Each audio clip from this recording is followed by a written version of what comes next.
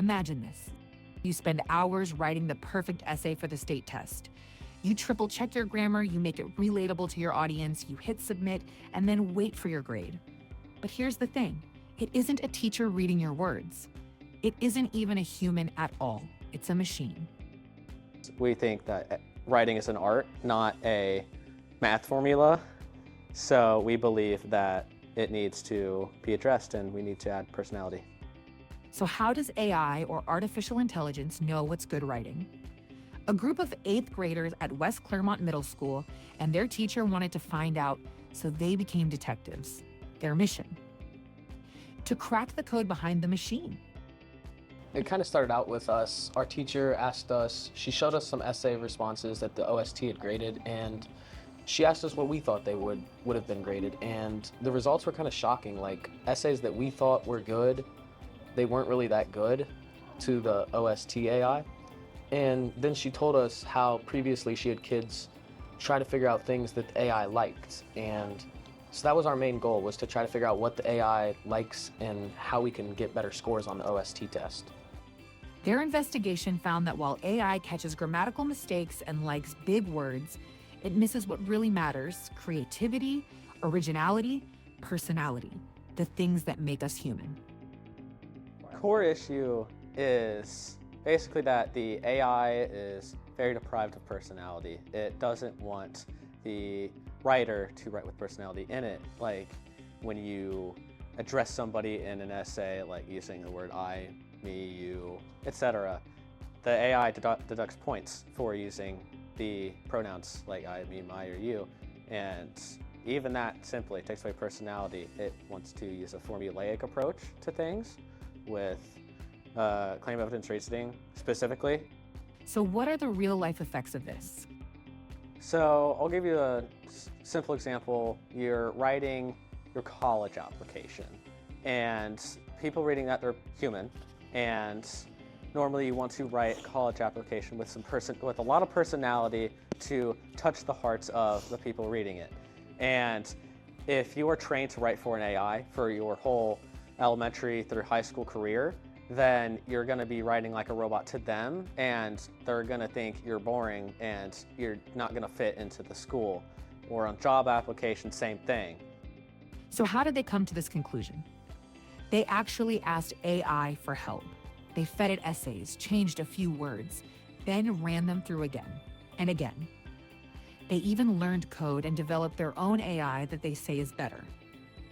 Well, for one, recently I kind of learned how to use and manipulate code, because me and AJ and everyone kind of helped with it, but we kind of tried to replicate the Ohio State test AI by making our own website, which is still a process right now, but I definitely knew nothing about code before that.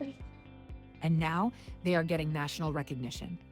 They first presented their findings at the Ohio Council of Teachers of English Language Arts annual conference, and then to the National Council of Teachers of English Assembly for research. And most recently, they met with Ohio Representative Adam Byrd. Oh, these guys, they were awesome. They knocked it out of the park. I was so happy to hear about how hard they've been working. And it's a little distressing at the same time, because what they had to share today is something that I don't think a lot of people know about. And, you know, we've got to make some changes when it comes to the testing and accountability system in Ohio. I've tried to be a champion for that, and I'm trying to get more people to back me on making changes to the testing system here in Ohio.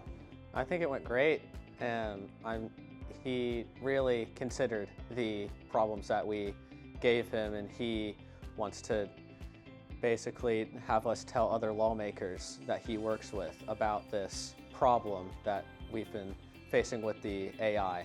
I want to see them come to Columbus, and I'm going to try to make that happen. We want to see them come and share the kinds of things that they've been investigating, researching.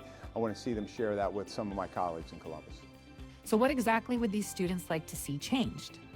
Ideally, in a perfect world, we would basically like a new AI to be developed, or at least started on, because I know that they're in the future already making tests that we probably won't even take right now, but they need to develop a new AI in order to save the art of writing.